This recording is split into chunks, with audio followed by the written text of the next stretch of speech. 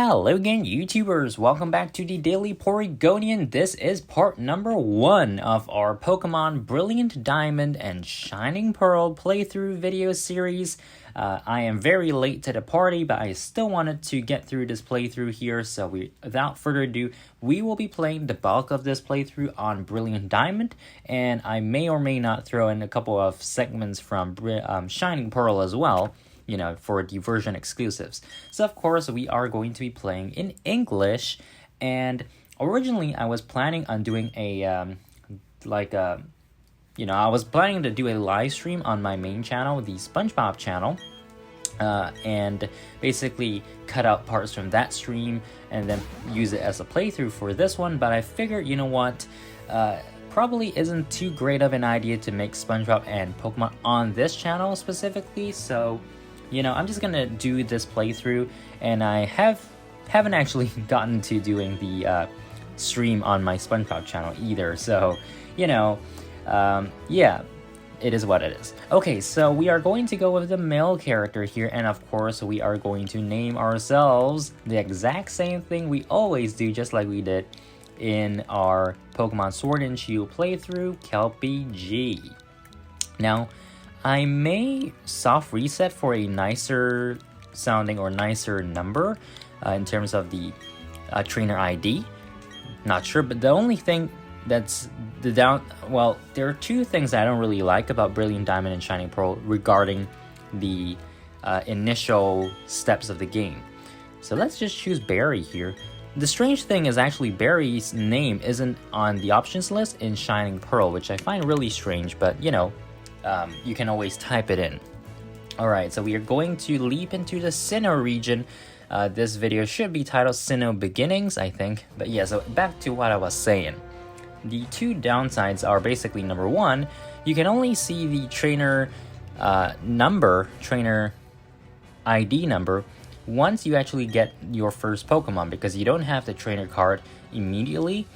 And that kind of takes a little bit of time just to get through. So what I'm going to do right now is I'm going to switch the battle effects off, send to boxes automatic, don't give nicknames. Actually, we are going to give nicknames, so autosave off, and there we go, save these settings. Now the thing is, if I'm actually going to soft reset for a nicer ID number, I will have to just do that all over again, but you know, for purposes of this video, that is just what we are basically going to do. So in terms of nicknames, I do want to nickname it. Oh, see, I keep getting carried away. So the second thing that that I'm not too happy about Brilliant Diamond and Shining Pearl is that you have to play through a lot of the game to get to Mystery Gift.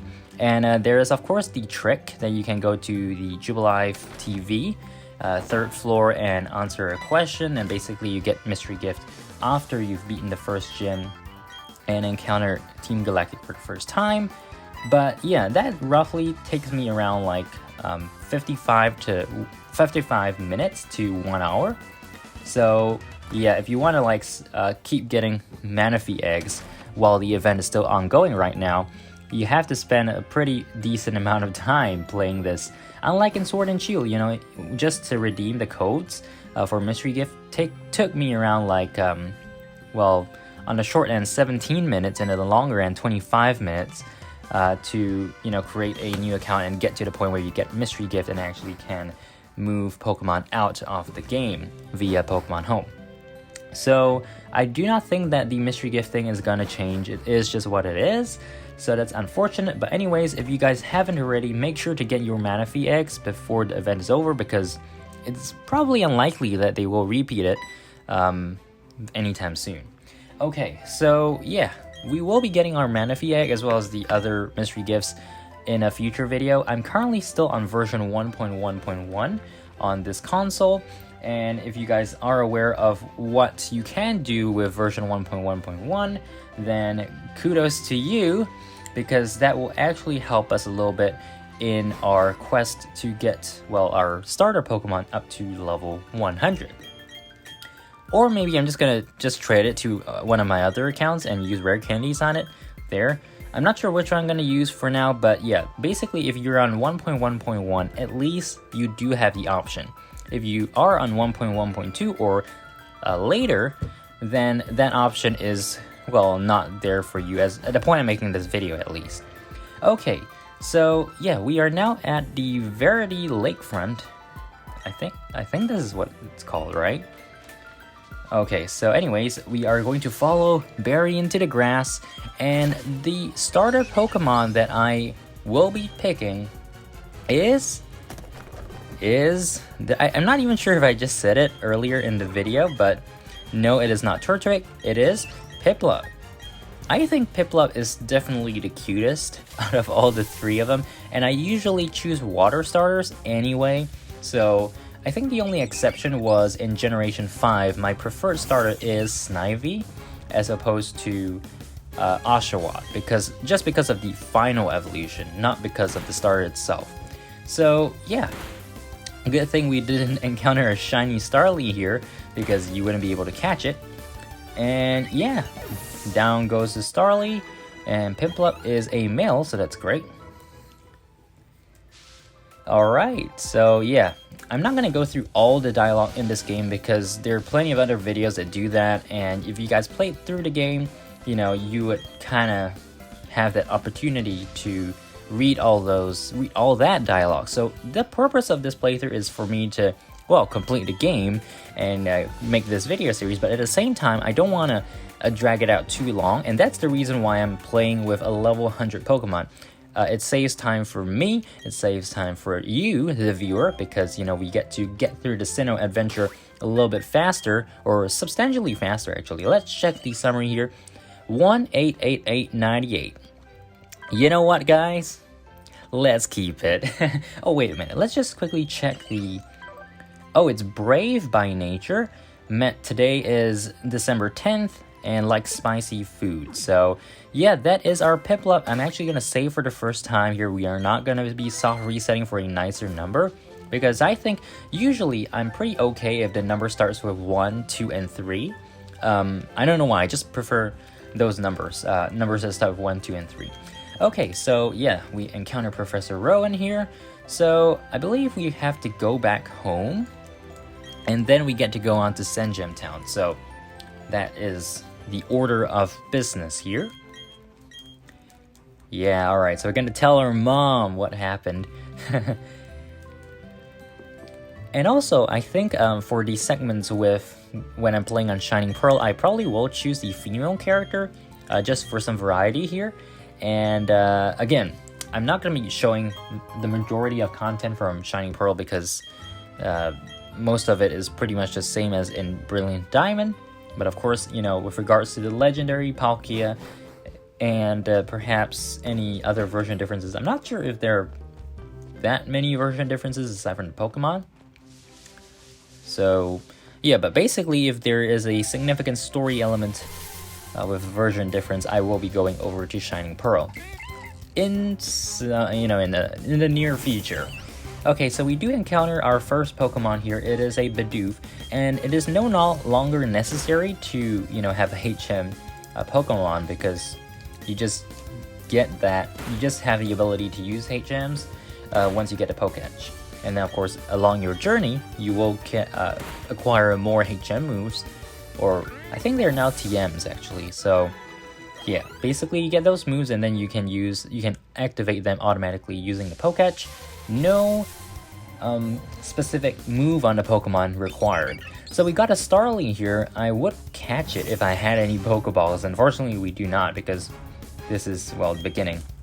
Alright, so let's pound. And I will not be shiny hunting in this playthrough like we didn't do that in our Pokemon Sword and Shield playthrough either. Main reason because I don't think it really is very entertaining content, and in my opinion, at least in terms of making it, it's a super mundane thing to me. But of course, if you like shiny hunting, then, you know, that's great for you. Alright, so we are going into the Pokemon Research Lab to get our Pokedex, and we are interrupted by Barry. Okay, goodbye. Alright, so let's go inside. Once we're done with this, I actually will get some stuff from the Pokemart, and in anticipation for later. Okay, so yes. So we can actually nickname Piplup now, and I was thinking about a nickname that would be kind of interesting, and I couldn't think of anything, unfortunately. I had like I was thinking in my stream, my ideal stream on my SpongeBob channel, I was going to name the Pokemon after SpongeBob characters, and I don't feel like I want to do it here, so let's use what was I gonna use? I don't know, guys, I don't know. Okay, so usually I would name my starters KelpieG, but since our trainer name is already KelpieG, you know what, let's just do it for this one, okay? Just for this one. So for future Pokemon, I actually want to name it after places on maps, so various places around the world. But you know, in one of my Pokemon Sun and Moon playthroughs, I actually named them after cities and towns in Russia, and then I had one naming them after cities and towns in the United States and Canada. So yeah, I think that's probably what I'm gonna do here, because again, I'm not too creative with the nicknames. Okay, oh, sorry, Yes.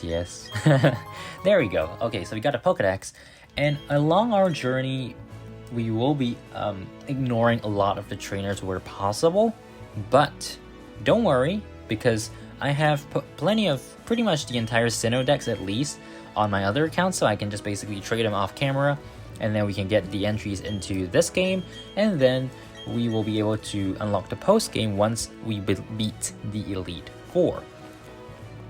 Alright, so yeah, I'm not sure how long this video is actually going to be, but you know, the whole point of this video is I want to get through at least till, well, in Jubilife City, and then on to Orberg City. Actually, I do want to get all the way up to the first batch in this single video.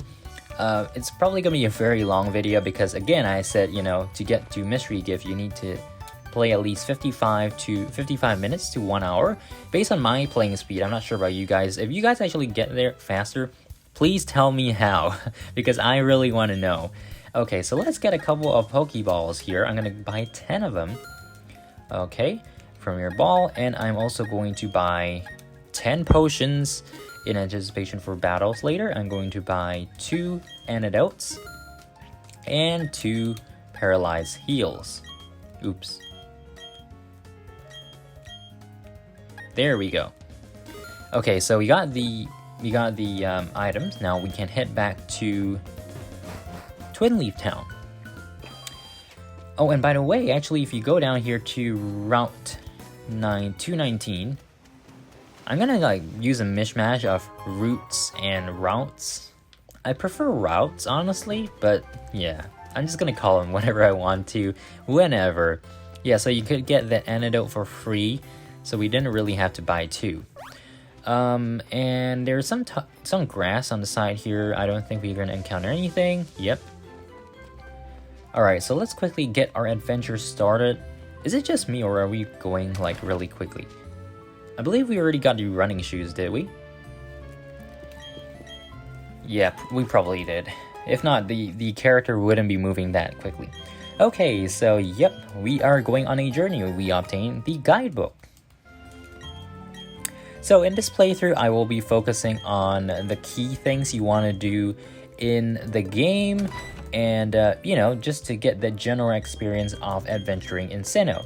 Now, this is of course the first playthrough out of 2 that we will be doing for the Sinnoh region. Of course, everyone knows Pokemon Legends Arceus, whatever, is coming out January 28th, 2022, and we will be covering that in a playthrough as well. I'm probably gonna delay it as well because, you know, school term does start early January, so it really depends on my workload, but I do want to get to playing through that on video sometime in the future as well. Okay, so let's go. Here we get our encounter, and it is a Bidoof. I'm going to knock this out, I think we should knock it out, just for the experience. And Piplup is just so cute, honestly. And we probably will get up to level 6 if we do knock those out, so it's really close. And if you're wondering, am I going to level up any other Pokemon aside from Piplup to level 100 before after the first gym? That's the point at which I will do so, because you need to have access to the local room. In fact, actually, I think we can do it earlier. I'm gonna check. I have to check it. If we do get to it by Jubilife City, that's where we will end up the video. And if not, then we will continue. Because I really don't want to make 2 videos without a level 100 Pokemon. Because I do want to speed through this as fast as possible.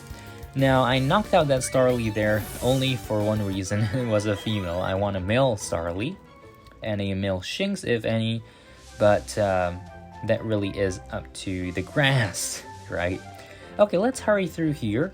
And there is a catching tutorial, which Dawn, in this case, will be showing us. So yeah, I'm not going to skip through this.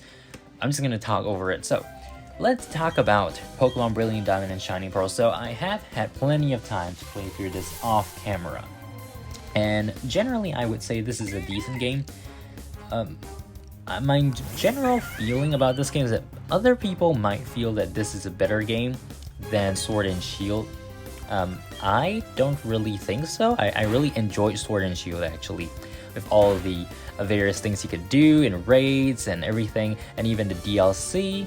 So yeah, a lot of criticism went towards Sword and Shield, but I feel like that game was still a cooler game in terms of the experience, even though it was linear. So yeah, and that's perhaps because I didn't play Gen 4 in its heyday when I was a kid, so I don't really have the nostalgia for Gen 4. And even if Gen 4 is a better game, or Gen 4 is a better generation than Gen 8, it still doesn't have that impact on me. You know, I'm just playing this, well, 15 years after it was originally released, and I'm just feeling, oh, you know, it's just a Pokemon game. I was excited to play this, of course. I'm always excited to play new Pokemon games, but this just doesn't have that, you know, punch that I felt when I started Generation 8. Simply because it's probably just not a new game from the ground up. So yeah, but one thing I really like about this game is the battle arenas or battle backgrounds, and yeah, really awesome. At least they did carry some things over from Sword and Shield, and most of the things, you know, the chibi style, I am a huge opponent of. I still don't like it, but you know, it is what it is. I have to play the game, right? So I have to live with it. But you know, I wish they made Diamond and Pearl remakes in the style of Sword and Shield, just like they did with X and Y and Omega Ruby Alpha Sapphire. So if you guys agree with that, you guys are awesome. If you don't agree with that, it doesn't really matter either, because it is what it is, right? It's chibi. There's no changing it. Yeah, but that's just my opinion. And in terms of like a rating for this game, I would have to give it maybe a 7.5 out of 10. It's definitely not my favorite Pokemon game by any means. My favorite Pokemon game is still probably Pokemon X and Y, and my favorite generation is still Generation 6. So that's never going to be dislodged. I think Pokemon has quite a high bar to achieve in order to dislodge that from my top list. So yeah, now that we have the Gen 4 remakes, I can like re-rank the games. So I've only played games starting from Pokemon Black and White upwards. So everything below I have not played, and I'm not intending to play. The simple reason is that they have either been remade or re-released somehow, except for Heart Gold and Soul Silver, which honestly is pretty pricey. So yeah, and I really like collecting Pokemon games, but if they are so pricey, I don't think it's worthwhile, and also I don't really have the time to play on that as well. So yeah, starting from Black and White, Black 2, White 2, X and Y RS, and so on. So in terms of the ranking, my favorite game, as I said earlier, is still X and Y, followed by Omega Ruby Alpha Sapphire, followed by Sword and Shield, followed by, I mean, Sword and Shield includes the DLC, the expansion pass, because I just take it as a whole package. I mean, yeah, you know, it's no real point trying to split them up, because it's one whole experience actually. And after Sword and Shield, it's gonna be Ultra Sun, Ultra Moon, and then Brilliant Diamond, Shining Pearl. So, oh, actually, I just realized I totally threw out the DS games. No, okay, so let's do a repeat of that. So X and Y, Omega Ruby Alpha Sapphire, Black 2, White 2, Sword and Shield, Pokemon Black and White, Pokemon Ultra Sun, Ultra Moon, Pokemon Brilliant Diamond, Shining Pearl, Pokemon Let's Go Pikachu and Let's Go Eevee, and finally Pokemon Sun and Moon. Sun and Moon is really just on the bottom. And you know, when I say it's on the bottom, it's not like just because it's lower than Let's Go. It's like if I give a rating of 70 of maybe 60 out of 100 for Let's Go, Pokemon Sun and Moon to me is like 30.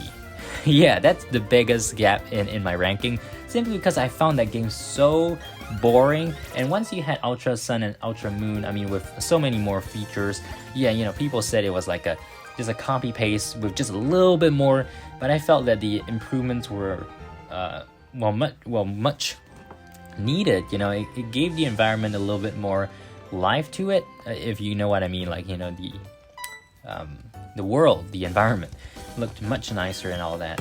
On top of the legendaries and in the ultra wormholes, you know, if that some form of it had been in Sun and Moon, I mean, we did get the Ultra Space a little bit there with the Lusamine battle in the first Sun and Moon games, but really I felt that that game was very lacking. And considering how they ditched Pokemon Z for that, I mean, it doesn't leave a good taste in my mouth.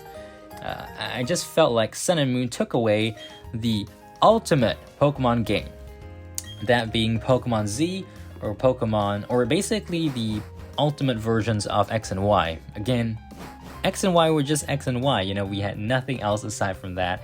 So that was really disappointing in my eyes, because again, Gen 6 is still my favorite generation in both the anime and the games. But then of course it splits a little bit when it comes to the rest of them.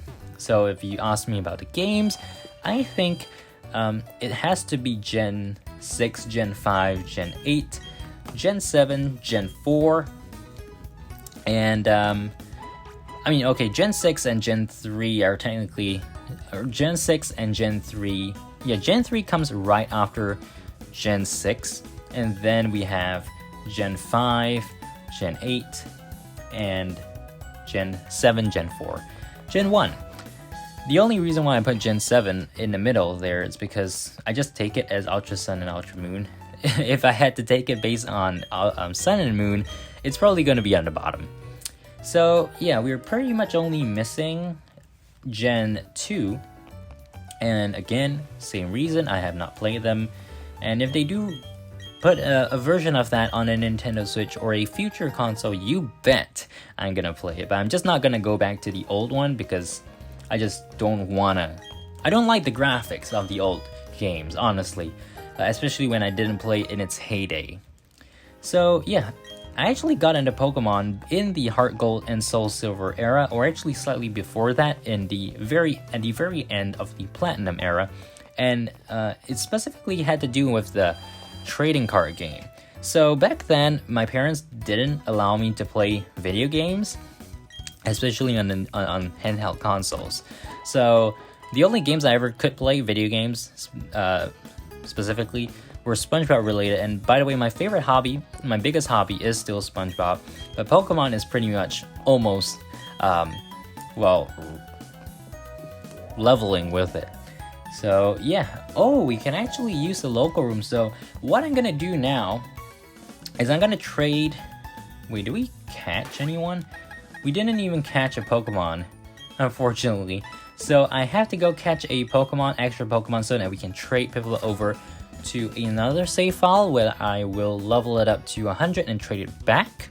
And then we can proceed onward to Orberg City. So yeah, I'm gonna keep my rambling to the next part. But anyways, thank you guys so much for watching. Make sure to subscribe, like, favorite, comment, etc.